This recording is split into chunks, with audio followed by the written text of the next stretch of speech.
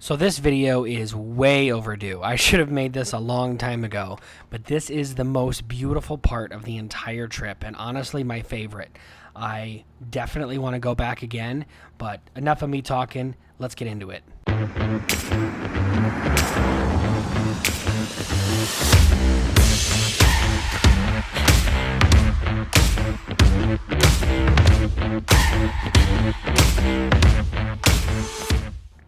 So, keeping up with the theme of the trip, I left Sturgis, headed towards Billings, Montana, just to stay there for the night, and then from there, I went to Glacier National Park. Now, where in Glacier, I didn't know yet. I waited till I was about 3 hours away from the pin that I set up back at home, and I soon realized that a lot of the campgrounds were booked. So I quickly looked on my phone, tried to figure something out before I lost service, and I found a spot in 2 Medicine, which is in the southeast corner of Glacier National Park. And I went in there, found a camp spot where you just fill out a little slip and you put that on the post next to your campsite so that they know that you've paid. I think it's like $25 a night. And I'm laying in the tent and I'm like, okay, I'm gonna do some research and try to figure out what there is to do. Well, I had no service, so I had no idea what to do. So I woke up in the morning and talked to a few people and kind of just rode around on the bike and figured out what I was going to do for the day. So it turns out there's actually a boat ride that you can take to go across the lake that's there. And then on the other side, they have like a guided hike that you can take that brings you to a waterfall. And oh my gosh, this part was just absolutely gorgeous. So I've kind of got through a little bit of chunk of what I did at Glacier. So what I'm going to do is I'm going to put up some videos and clips leading up to what I've said so far. So getting to the campsite, setting up the campsite, figuring out what to do, and then taking that hike across the lake. Well, after a long day of riding, about 370 miles, decided to call it a night, go to bed, and start the day fresh. Even waiting for the boat to take us to the other side is beautiful. There's not a single part in Glacier where I was ever like, yeah, this could look better. The entire thing was breathtaking. Mountain Medicine is considered the secret wonderland of Glacier. It became less frequented after Going to the Sun Road was finished in 1933. And we're just kind of tucked away here in the southeast corner of the park, So I didn't want to ruin the next clip with me talking, but I turned the volume all the way up, and it is just peaceful and quiet and just nothing but nature.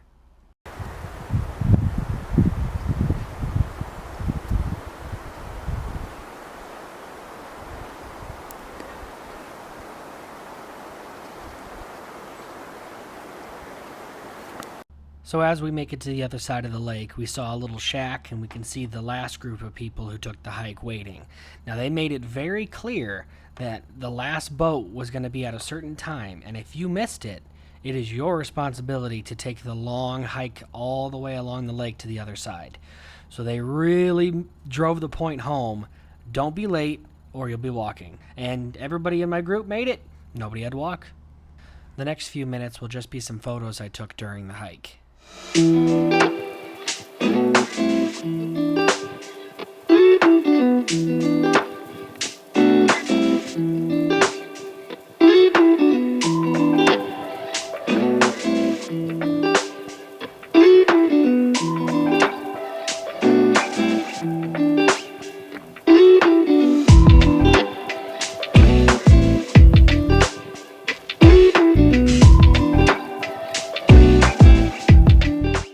So made it to the waterfall. Didn't end up seeing any bears, moose, or anything. They told us to keep an eye out, but I never ended up seeing anything. So I turned around, head back to the lake, and waited for the boat to come pick us up. So we were the last boat of the day, so there was some stragglers from the first group, so they asked us if anybody would stay behind, and they would come back and make one final trip. So I just kind of hung out there and waited with a few other people and just enjoyed the view. Once I got back from the boat tour and the hike, there was a little road right next to the river that led to the lake, and I just hung out there and just kind of relaxed for the rest of the day. And usually when you go swimming, At least in the parts of the countries that I've lived in, Colorado, and maybe not so much in Colorado, but in Massachusetts, for sure. When you get out of a lake or a river, you smell like a lake or a river.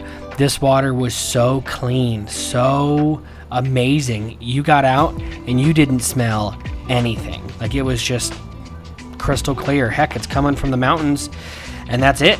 So it's not traveling very far to get where it's at. So all of Glacier National Park was absolutely gorgeous, and we haven't even got to the best part yet.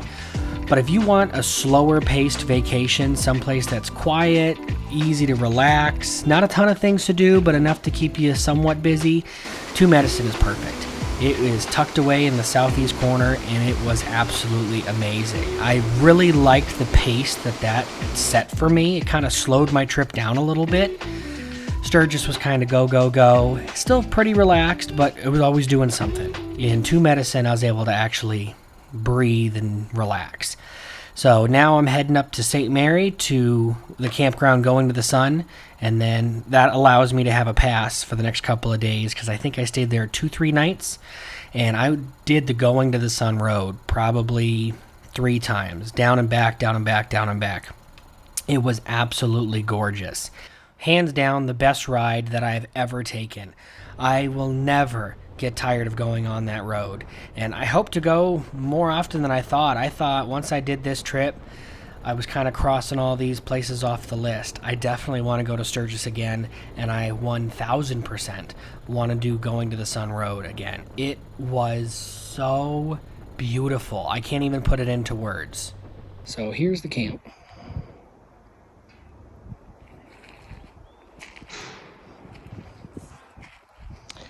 Bathrooms are over there. Water is over by the cars. There's the box for my food. Luckily, it seems like a lot of people use those bear boxes, so the bears kind of stayed up on the mountain just eating berries. They got pretty close, but luckily with the zoom lens of my camera, I didn't have to get too close myself. But it was super cool grabbing some of these shots, and it's definitely a change of pace from the deserts of Arizona. Definitely a place I'd love to visit again. So right here you can see how close he was to the road, but just eating berries, minding his own business. So it was real cool for everyone to get to experience that and see some wild animals. So another thing, let's give some props to this chair. This little tiny chair has been a workhorse. Like, my feet are up, and it's holding my weight just fine. It's been awesome. So the next morning, I pack everything up, and for the final time, hit the Going to the Sun Road, heading all the way to the other side of the park where I'm going to stay for the night. And yeah, just enjoy.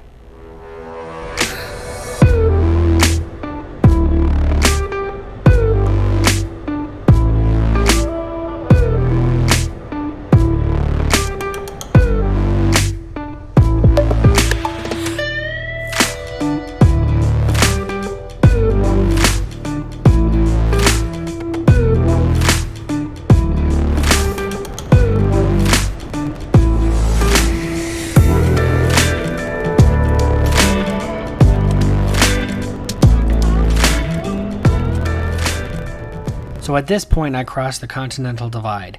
I never really knew what that was until I took this trip, and I found out that all the water that lands at that one point is either going to go to one ocean or the other. There isn't a point where these cross.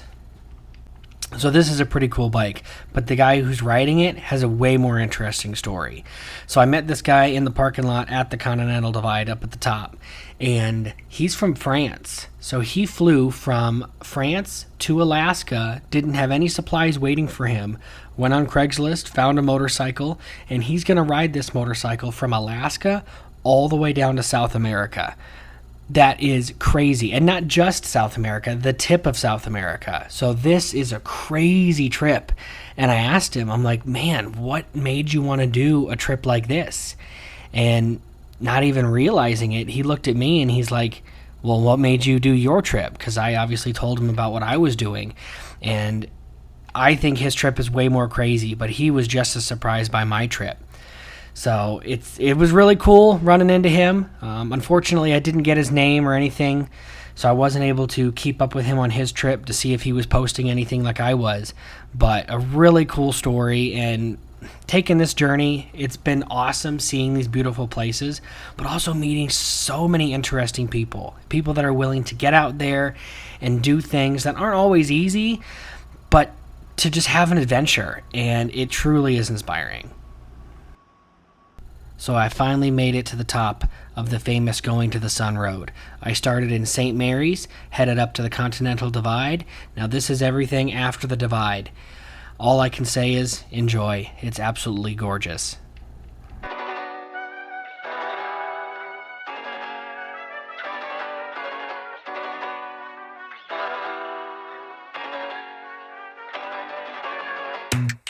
I think I let my guard down. Certain things ain't the same now. Hard to navigate these problems. I'm by myself, you're not around. I tried to open up, it wasn't good enough. Put in my all and got nothing back. Now I'm stuck in the rain, dealing with all this pain. Why you gotta do me like that? Don't say you love me, then go and leave me. It can't get ugly, trust and believe me. Saying to myself, looks so deceiving. Trying to fight back this far from easy. But I've seen your hands. Delilah, don't you know I've seen your hands. Delilah, don't you know my heart turned cold, lost control. Looking at this beautiful distraction. Fell in love with a fatal attraction. I really let my guard down, now relaxing. Why did I open up? She taking way too much. Put in my all and got nothing back. I'm feeling so ashamed, I fell into your game. Why you gotta do me like that? Don't say you love me, then go and leave me. It can't get ugly, trust and believe me. Saying to myself, looks so deceiving. Trying to fight back this far from easy. I've seen your hands. Delilah, don't you know I've seen your hands. Delilah, don't you know gave you all of me, had me so deceived. You chose to leave my life, so I'm on my own in the cycle. I can't believe. Don't say you love me, then go and leave me. It can't get ugly, trust and believe me. Saying to myself, looks so deceiving. Trying to fight back just far from easy. I've seen your hands. Delilah, don't you know I've seen your hands. Delilah, don't you know don't you know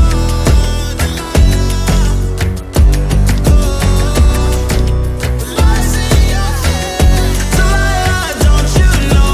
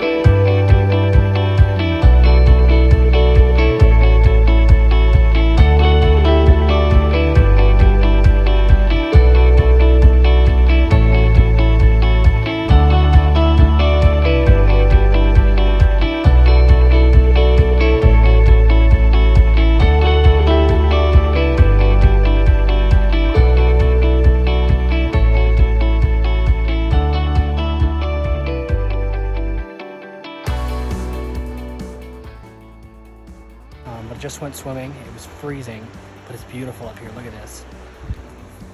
And you can see straight to the bottom. You can see the fish swimming in the water. It was absolutely gorgeous. This was probably another 30 minutes from my campsite. So after I was done swimming and enjoying the beautiful water, I headed back to camp, enjoyed the last night that I had in Glacier, and get ready to hit the road.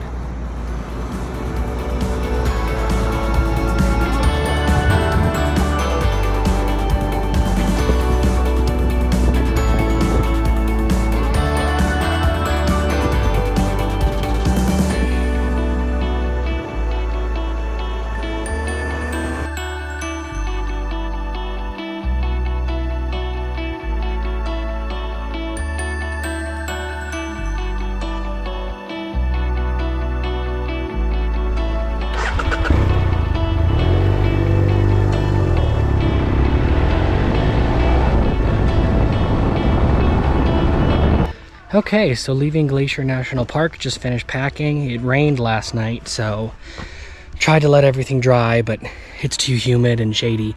So I'm just gonna have to pack everything up wet and go on. So I was gonna drive 8 hours straight through to Yellowstone, but after packing everything up wet and me not having a reservation there, I don't want to get there too late. So I'm actually just gonna ride 4 hours today, stop at a town in Montana, and then only have a 3 hour and 40-minute ride tomorrow morning. So I'll get to dry everything out. That way when I get to Yellowstone, I'm good to go. So kind of just a chill day. But here's how everything looks now. So I have the jacket on the outside to dry. Luckily, the pants weren't wet when I went to bed, so I was able to put those in the tent. But got the jacket on top to dry. Once that's dry, I'll end up wearing it. Got everything else all locked up, tied down, good to go. I'll have to just plug this in. This is how I charge my batteries while I'm riding. So I'll end up plugging that in once I start moving. But that's it for Glacier. I had an awesome time. I actually ran into a younger group of 3 across the way last night. Ended up just kind of hanging out, playing cards, and then it started raining, so we called it a night. And I got a little wet last night. I didn't know it was supposed to rain, so I didn't stake down my tent and stretch it all out like I should. So a lesson learned on that one. But I'm good to go now, so I'm gonna hit the road and see what the rest of the trip entails. So this tent was absolutely perfect for the trip. I haven't mentioned it yet, but it is the Big Agnes Copper Spur HVUL2 backpacking tent. A backpacking tent for a motorcycle trip was absolutely perfect. It packed super small, it was lightweight, and it had everything I needed. If you look, you can see I have overhead compartments where I can store maps, flashlights, my cell phone, things I don't want just laying around on the ground, or if I want to put something in there to kind of air dry a little bit. But it worked phenomenally well. It had doors on both sides of the tent, so I could open everything up but keep it zipped up and still get a nice cross breeze. It had 2 little bays on the outside where I can put my bags off the bike or anything that I didn't want in the tent but I didn't want to get rained on. This was an awesome tent. Now the tent and the tarp that goes underneath it ended up running me about $700, and I'm like, that's a lot of money for a tent. But after taking it on this month-long trip, 100% worth it. If you're taking a trip this long or even willing to invest in a tent like this, I loved how small it packed down. Like, here's a shot of it while I was packing everything back at home, and this is how little space it takes up for an entire tent and the tarp for the base. Like, everything, poles, everything fits right in this little bag. So that's it. That's my Glacier National Park video. I had an amazing time, and I definitely plan on going back.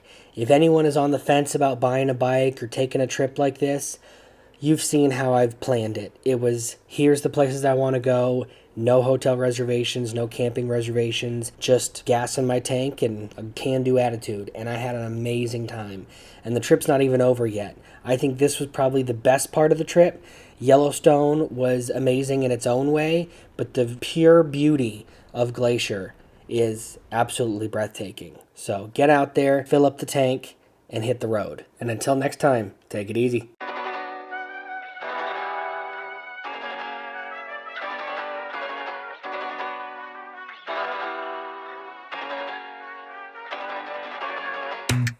I think I let my guard down. Certain things ain't the same now. Hard to navigate these problems. I'm by myself, you're not around. I tried to open up, it wasn't good enough. Put in my all and got nothing back. Now I'm stuck in the rain.